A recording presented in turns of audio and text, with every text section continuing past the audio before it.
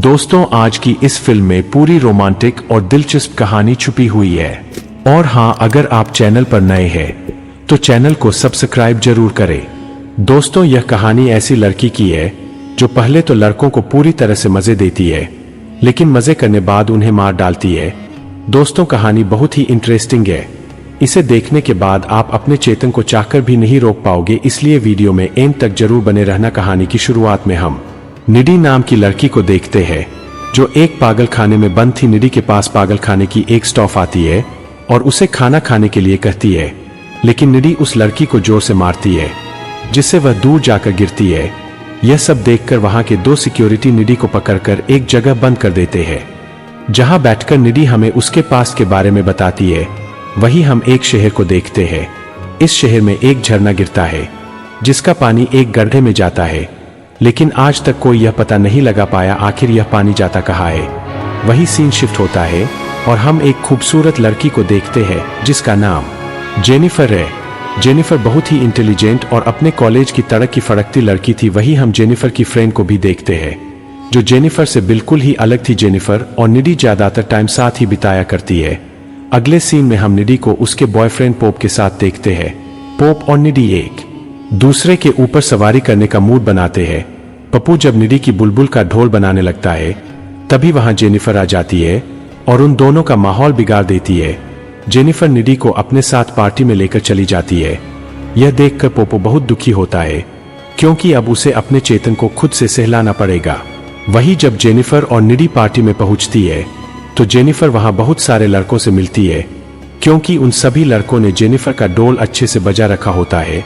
वही जेनिफर को एक लड़का दिखाई देता है जो उसी पार्टी में म्यूजिक बैंड बजा रहा था। जेनिफर को वो लड़का बहुत अच्छा लगता है जिसका नाम रोनी होता है। जेनिफर रोनी से बात करने के लिए जाती है और उसे साथ में ड्रिंक करने के लिए कहती है, तो रोनी भी उसके साथ ड्रिंक करने के लिए हाँ कर देता है। इसके बाद जेनिफर उन दोनों के लिए ड्रिंक लेने के लिए जाती है।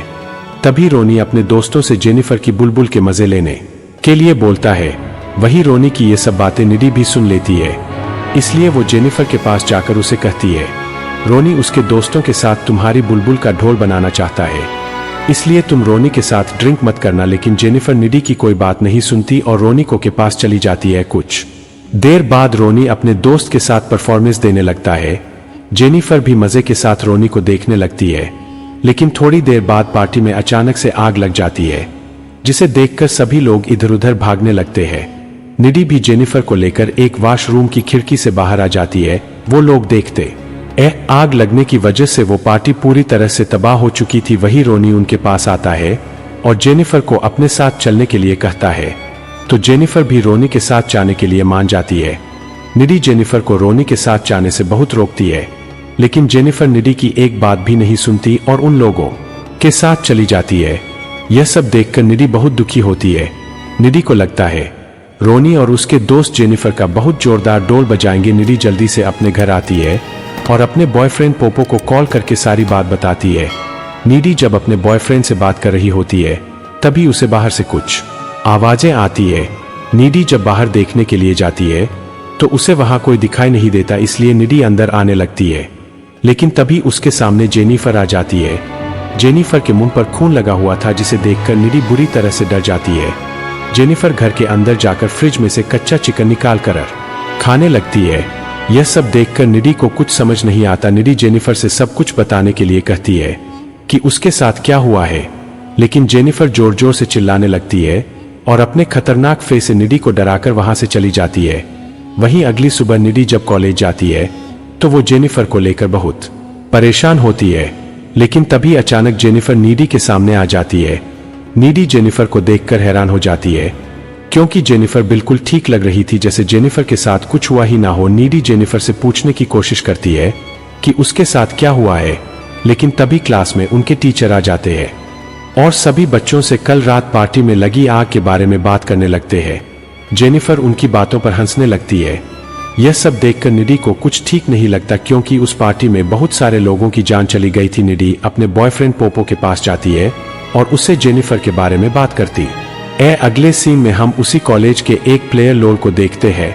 लोल बहुत दुखी था क्योंकि उसके बहुत सारे दोस्त उसी पार्टी में जलकर मर चुके थे। वही लोल के पास जेनिफर आती है जेनिफर लल्लू से कहती है, उस पार्टी की वजह से हमारे कई सारे दोस्त चले गए। जेनिफर लोल को अपना दुख दूर करने के लिए कहती है और वो लोल के हाथ को अपनी बुलबुल में डाल देती है, जिससे लोल के भी अरमान जाग जाते हैं।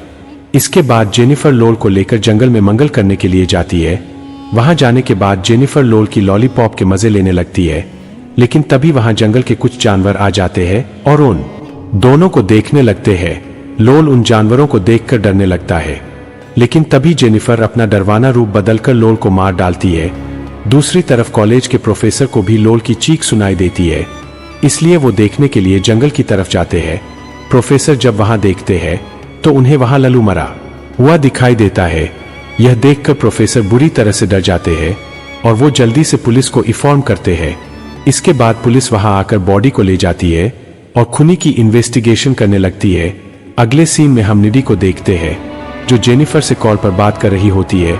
निडी जेनिफर से कहती, हमारे शहर में इतनी सारी घटनाएं हो रही है, मुझे इन सब से बहुत डर लग रहा है। लेकिन जेनिफर को निडी की बातों से कोई फर्क नहीं पड़ता। वही हम देखते हैं, जेनिफर निडी से बात करते हुए अपनी जीप को लाइटर से जलाती है, लेकिन उसकी जीप पर कुछ नहीं होता। अगले दिन जब जेनिफर और निडी कॉलेज में होते हैं, तभी उनके पास चमन नाम का एक लड़का आता है। वो जेनिफर को अपने साथ डेट पर चलने के लिए कहता है, तो जेनिफर भी उसके साथ जाने के लिए मान जाती है और वो चमन को अपने घर मिलने के लिए बुलाती है। वहीं निडी भी अपने बॉयफ्रेंड से मिलती है और वो भी उसे रात को उसे अपने घर बुलाती है। रात के समय हम देखते हैं पोपो निडी से मिलने के लिए उसके घर आ जाता है, जहां वो दोनों एक दूसरे से कुछ देर बातें करते हैं। इसके बाद निडी पोप को अपने संतरों को जूस पिलाती है। दूसरी तरफ हम देखते हैं चमन जेनिफर से मिलने के लिए उसके घर जाता है, जहां जाकर वो देखता है वो घर पूरी तरह से सुनसान पड़ा हुआ था। चमन घर के अंदर जाता है तो उसे वहां पूरी तरह से अंधेरा दिखाई देता है, लेकिन तभी जेनिफर उसके सामने आ जाती है। जेनिफर चमन के पास जाकर उसका माहौल बनाने लगती है। जेनिफर जब चमन के छोटे चेतन को बड़ा कर रही होती है, तभी चमन जेनिफर की आंखों में देखता है उसकी आंखें अपने आप बदल रही है। यह देखकर चमन की फट जाती है और वो वहां से भागने लगता है, लेकिन जेनिफर उसे पकड़कर बुरी तरह से मार डालती है। दूसरी तरफ पोपो जब निडी की खुफ की खुदाई कर रहा होता है, तभी निडी को जेनिफर किसी को मारते हुए दिखाई देती है, जिससे निडी बुरी तरह से डर जाती है। इसलिए निडी जल्दी से पोपो के घर से निकलकर अपने घर जाने के लिए चली जाती है। निडी जब रास्ते में जा रही होती है, तभी अचानक उसके सामने जेनिफर आ जाती है, जो पूरी तरह से डरावनी लग रही थी। निडी जेनिफर को देखकर बहुत ज्यादा डर जाती है और वो जल्दी से अपनी कार को वहां से भगाकर अपने घर आ जाती है। जेनिफर को इस हालत में देखकर निडी की बुलबुल पूरी तरह से फट गई थी। निडी जब सोने के लिए अपने रूम में जाती है तो उसे वहां जेनिफर दिखाई देती है। जेनिफर निडी के पास आकर उसे गर्म करने लगती है। निडी को ऐसा लग रहा था जैसे जेनिफर के साथ कुछ हुआ ही ना हो। जेनिफर निडी की बुलबुल को उसकी बुलबुल से मिलाने लगती है, लेकिन यह सब निडी को अच्छा नहीं लगता। निडी जेनिफर से उस रात के बारे में पूछती है जिस दिन वो रोनी के साथ गई थी। जेनिफर निडी को बताती है वो जब पार्टी में आग लगने के बाद रोनी के साथ गई थी, तो रोनी और उसके दोस्त उसे एक झरने के पास लेकर गए थे। दोस्तों, ये वही झरना है जिसे हमने कहानी की शुरुआत में देखा था। वो लोग जेनिफर को उस झरने के पास इसलिए लेकर गए थे ताकि वो शैतानों को जेनिफर की बलि देकर और भी ज्यादा फेमस हो सके। रोनी जेनिफर से पूछता है, क्या तुमने अपनी बुलबुल किसी को दी है? तो जेनिफर डरते हुए उसे मना कर देती है। दरअसल रोनी को बलि देने के लिए एक वर्जन लड़की ही चाहिए थी, इसलिए वो एक चाकू से जेनिफर के पेट पर मारकर उसे उसी झरने में फेंक देता है। इसके बाद रोनी अपने दोस्तों के साथ वहां से चला जाता है। रोनी की जाने के बाद जेनिफर झरने से वापस जिंदा बाहर निकल जाती है। क्योंकि जेनिफर वर्जन नहीं थी, उसने तो कई सारों लोगों का चेतन चख रखा था। जेनिफर जब वहां से बाहर निकलती है तो उसके ऊपर एक शैतान हावी हो गया था। इसके बाद हम देखते हैं जेनिफर निडी को अपनी पावर बताने के लिए अपनी हाथ को चाकू से काट लेती है और वो अपने आप ठीक हो जाता है। यह देखकर निडी पूरी तरह से डर जाती है। निडी गुस्सा होकर जेनिफर को वहां से जाने के लिए कहती है, तो जेनिफर कमरे की खिड़की से कूदकर वहां से चली जाती है। अगली सुबह निडी लाइब्रेरी में जाती है, जहां वो जेनिफर के ऊपर हावी हुए शैतान के बारे में पता करने के लिए एक बुक पढ़ती है, जिससे उसे पता चलता है जेनिफर जब तक इंसानों को मारकर खाएगी वो तब तक ही सुंदर रह पाएगी। इसलिए जेनिफर रोज अलग अलग इंसान को मार कर खाने लगी। आगे पढ़ने पर निडी को यह भी पता चलता है जेनिफर को मारने के लिए उसे उसके पेट में चाकू मारना होगा। वही निडी पोपो से मिलने के लिए जाती है और उसे जेनिफर के बारे में सारी बातें बताती है, लेकिन पोपो को निडी की बातों पर विश्वास नहीं होता। वो लोग जब आपस में बातें कर रहे होते हैं तभी निडी पोपो से ब्रेकअप करने के लिए कहती है, क्योंकि निडी को डर था कहीं जेनिफर उसके बॉयफ्रेंड की जान ना ले ले। वही कुछ दिनों बाद उनके कॉलेज में एक पार्टी होती है, इसलिए सभी बच्चे वहां जाने के लिए तैयार होते हैं। निडी भी पार्टी में पहुंच जाती है और वो वहां पोप का ढूंढने लगती है, लेकिन निडी को पार्टी में पोप कहीं दिखाई नहीं देता, जिससे निडी को लगता है जेनिफर उसके बॉयफ्रेंड के साथ कुछ गलत ना कर दे। वही दूसरी तरफ हम पोपो को देखते हैं जो पार्टी में जा रहा होता है। तभी उसके पास जेनिफर आती है और वो उसे निडी के बारे में उल्टी सीधी बातें बताती है। जेनिफर उसे कहती है, निडी ने बहुत सारे लड़कों के साथ मजे किए हैं और वो तुम्हारे साथ टाइम पास कर रही है। यह सुनकर पोप को अच्छा नहीं लगता। इसके बाद जेनिफर पोप को अपनी बुलबुल का पानी पिलाने के लिए जंगल की तरफ लेकर जाती है। वहीं निडी भी पोपो के बारे में सोच कर बहुत परेशान होती है, इसलिए वो उसे ढूंढने के लिए जाती है। दूसरी तरफ जेनिफर पोपो के चेतन को अपनी बुलबुल से मिलवा रही होती है, लेकिन यह सब पोपो को अच्छा नहीं लगता है। पोप जेनिफर से कहता है, मैं निडी को धोखा नहीं दे सकता हूं। यह सुनकर जेनिफर पोपो से गुस्सा हो जाती है और उसे पानी में गिरा देती है। जेनिफर जब पोप को मारने ही वाली होती है तभी वहां डी भी आ जाती है। डी पोप को बचाने के लिए जेनिफर की आंखों पर स्प्रे कर देती है, जिससे जेनिफर को बहुत गुस्सा आता है और वो निडी और पोपो को मारने के लिए उनके ऊपर हमला करने लगती है। लेकिन तभी पप्पू जेनिफर के पेट में बड़ा से छुरा घुसा देता है, जिससे जेनिफर पूरी तरह से घायल हो जाती है और वो वहां से चली जाती है। वही अब पोपो भी पूरी तरह से घायल हो चुका था, इसलिए वो वही अपना दम तोड़ देता है। यह देखकर निडी बहुत दुखी होती है।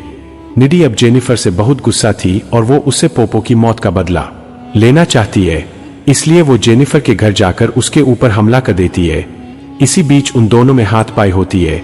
जेनिफर निडी को काट लेती है, लेकिन निडी जेनिफर के पेट पर हमला करके उसे हमेशा के लिए मार डालती है। निडी को यह सब करते हुए जेनिफर की मुंह भी देख लेती है, इसलिए वो निडी को एक मेंटल जेल में बंद करवा देती है, जिसे हमने मूवी की स्टार्टिंग में देखा था। जेनिफर के काटने से निडी के ऊपर भी वही शैतान हावी हो गया था, इसलिए निडी जेल को तोड़कर बाहर निकल जाती है।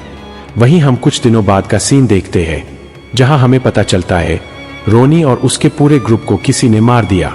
लेकिन जब सीसीटीवी फुटेज चेक किया जाता है तो सभी को पता चलता है ये सब निडी ने अपनी फ्रेंड जेनिफर का बदला लेने के लिए किया है। दोस्तों, इसी सस्पेंस के साथ इस मूवी की हैप्पी एंडिंग हो जाती है। दोस्तों, वीडियो को लाइक और चैनल को सब्सक्राइब करना ना भूले। Thanks for watching.